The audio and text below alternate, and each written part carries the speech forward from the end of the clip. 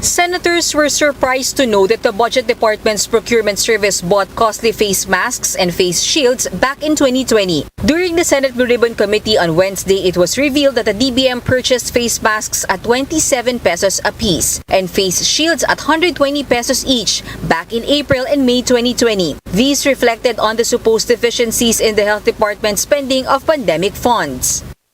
Sobra naman yatang specialized itong DBMPS at itong re-require ninyo na napakamamahal. Sabihin na natin na very tight ang supply at that point. Pero saksakan na yata ng overpriced. Hindi ho ba negotiated bid to at kapag buy in bulk ang gobyerno, we have a right to discounts? Committee Chair Senator Richard Gordon said the Philippine Red Cross also bought masks and shields in the same months last year but at a much lower price. I'm astounded, quite frankly. 120 pesos for a face shield, Mr. Chairman, Mr. President, Mr. Frank, Mr. Senate President. Yeah. 120 pesos. We bought it at 15 pesos. The DOH transferred 42.4 billion pesos of its COVID-19 response fund to the DBM's procurement service. DBM OIC Tina Kanda said that this was a practical decision since the department was busy with the onset of the pandemic. In defense of its questionable purchase, the agency explained that the high prices were due to the short supply and there was no suggested retail price yet at the time. During the time of our procurement, the SRPs for these items were not yet valid. So when we conducted the procurements for these PPEs, we were looking at the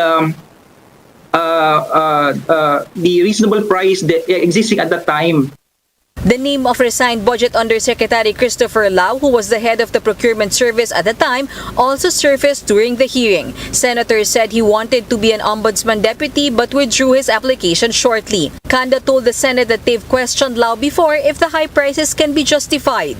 Question on whether the amounts for the face shields, face masks, and other PPE would be defensible. Because some people from the private sector were saying that it's expensive. So that was the question I recall, na yun po yung tinanong namin noon kay Yusek Lau.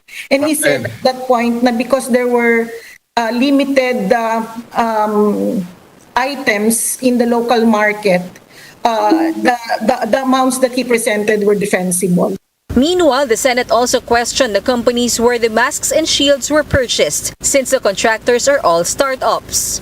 These companies, the Pharmaly Pharmacy as well as Philippine Blue Cross Biotech, were newly formed companies with no financial or medical track record.